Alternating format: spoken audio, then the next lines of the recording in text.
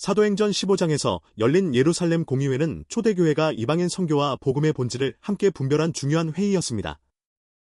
이 회의는 바울과 바나바를 통해 확장되어 가던 이방인 선교가 논쟁에 직면했을 때 교회가 하나님의 구원 계획을 어떻게 이해하고 적용할 것인가를 함께 살핀 사건이었습니다. 1차 선교 여행을 통해 바울과 바나바는 구부로 섬과 소아시아 내륙 지역에서 많은 이방인들이 복음을 받아들이는 현장을 경험했습니다. 그들은 선교 여행을 마친 뒤 안디옥 교회로 돌아와 사도행전 14장 27절에 기록된 것처럼 하나님이 함께 행하신 모든 일과 이방인들에게 믿음의 문을 여신 것을 보고했습니다.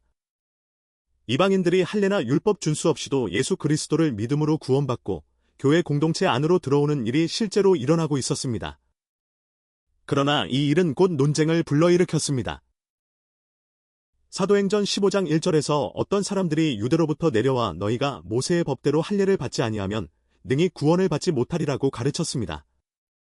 또한 사도행전 15장 5절에서는 바리새파 중에 믿는 어떤 사람들이 이방인들에게 할례를 행하고 모세의 율법을 지키라고 명해야 한다고 주장했습니다. 이 문제로 안디옥 교회 안에 적지 않은 다툼과 변론이 일어났고 결국 바울과 바나바는 사도행전 15장 2절에 기록된 것처럼 이 문제를 가지고 예루살렘의 사도들과 장로들에게로 올라가게 되었습니다. 예루살렘 공의회의 중심 질문은 분명했습니다. 이방인이 구원받기 위해 유대인의 할례와 율법을 지켜야 하는가 하는 문제였습니다. 이것은 단순한 예식이나 생활 규칙의 문제가 아니었습니다. 복음이 은혜와 믿음에 근거한 것인지 아니면 예수 그리스도를 믿는 믿음에 율법 준수가 더해져야 하는지에 관한 문제였습니다. 따라서 이 논의는 복음의 본질과 교회의 정체성을 함께 다루는 중요한 신학적 논의였습니다. 먼저 바울과 바나바는 사도행전 15장 12절에 기록된 것처럼 하나님께서 이방인들 가운데 행하신 표적과 기사에 대해 보고했습니다. 그들은 선교 현장에서 이방인들이 복음을 듣고 믿음으로 변화되며 하나님께서 그들 가운데 역사하신 일을 증언했습니다. 이것은 이방인 선교가 사람의 계획만으로 이루어진 일이 아니라 하나님께서 친히 열어가시는 일임을 보여주었습니다. 이어 베드로는 고넬료의 집에서 있었던 일을 떠올리며 증언했습니다. 사도행전 15장 7절부터 9절에서 말하듯이 하나님께서 이방인들에게도 성령을 주셨고 유대인과 이방인을 차별하지 않으셨다는 것입니다. 베드로는 사도행전 15장 10절에서 이방인들에게 율법의 멍에를 지우는 것은 하나님을 시험하는 일이라고 말했습니다. 그리고 사도행전 15장 11절에서 우리는 그들이 우리와 동일하게 주 예수의 은혜로 구원받는 줄을 믿노라고 고백했습니다.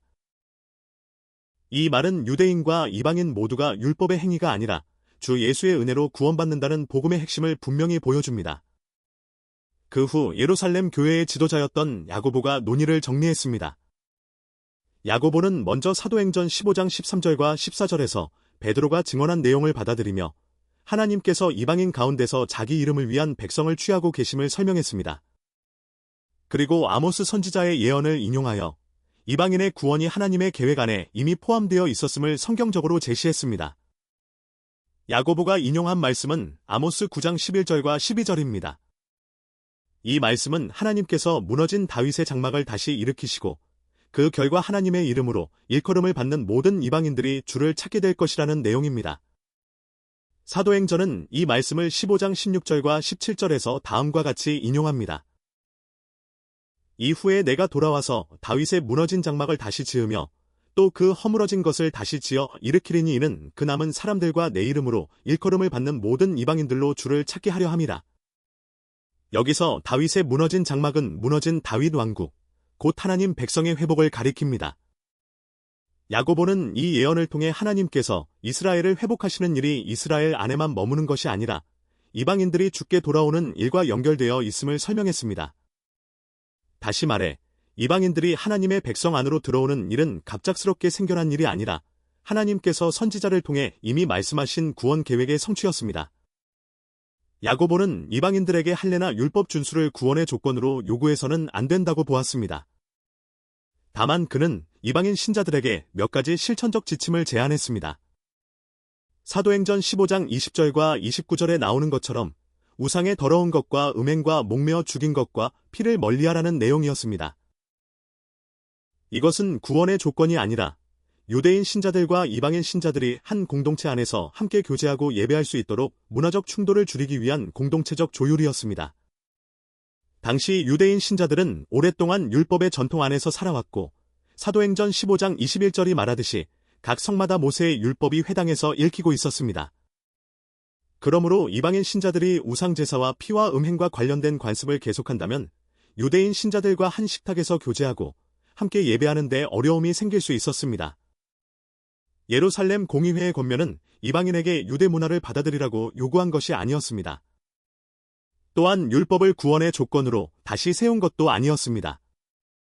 그것은 복음의 자유를 훼손하지 않으면서도 서로 다른 문화적 배경을 가진 성도들이 한 교회 안에서 함께 살아가도록 돕는 선교적, 목회적 지침이었습니다.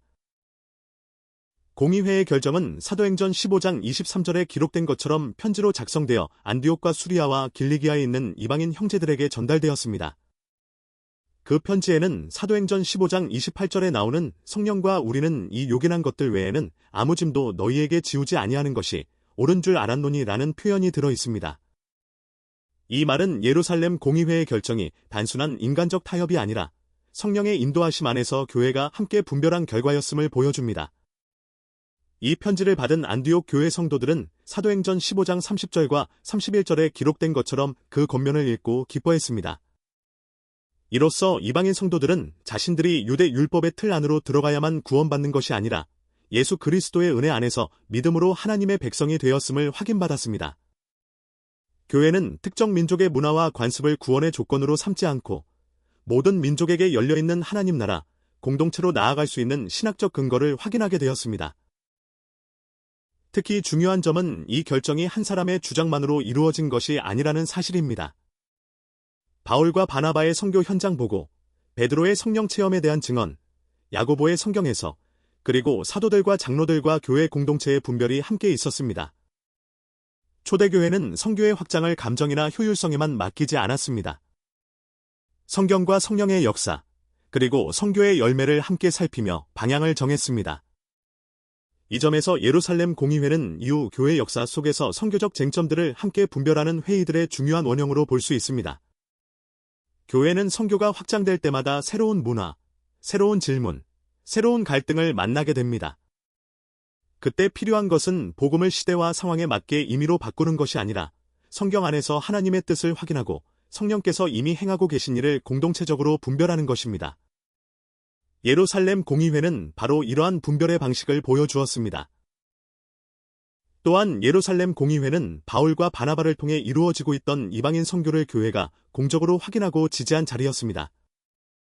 이방인 선교는 이미 선교 현장에서 열매를 맺고 있었고 사도행전 14장 27절이 말하듯이 하나님께서는 이방인들에게도 믿음의 문을 열고 계셨습니다. 공의회는 그 일을 새롭게 만들어낸 것이 아니라 그것이 복음의 본질에 맞으며 하나님의 구원 계획 안에 있음을 교회가 함께 인정한 것입니다. 이 공적 확인은 이방인 선교가 더 넓게 나아갈 수 있는 선교적 돌파의 계기가 되었습니다. 만일 이방인들에게 할례와 율법 준수가 구원의 조건으로 요구되었다면 복음은 유대 문화의 틀 안에 머물기 쉬웠을 것입니다. 그러나 예루살렘 공의회는 유대 문화와 율법을 구원의 조건으로 삼지 않고 사도행전 15장 11절이 말하듯이 주 예수의 은혜로 구원받는다는 복음의 중심을 분명히 했습니다. 이를 통해 이방인 선교는 교회 안에서 공적으로 지지받게 되었고 복음은 민족과 문화의 경계를 넘어 더 자유롭게 전해질 수 있는 길을 얻게 되었습니다. 따라서 예루살렘 공의회는 한 시대의 논쟁을 정리한 사건을 넘어 교회가 선교의 확장 속에서도 복음의 본질을 지키고 공동체의 하나됨을 유지하는 길을 보여줍니다. 이 공의회를 통해 교회는 선교를 멈추지 않으면서도 복음을 왜곡하지 않는 길을 배웠고 은혜로 시작된 복음이 은혜로 확장되어야 함을 함께 확인했습니다. 그리고 이 결정은 이후 이방인 선교가 교회의 공적 지지를 바탕으로 계속 확장되는 데 중요한 토대가 되었으며 복음이 모든 민족을 향해 나아가는 선교적 돌파를 가능하게 한 사건으로 이해할 수 있습니다.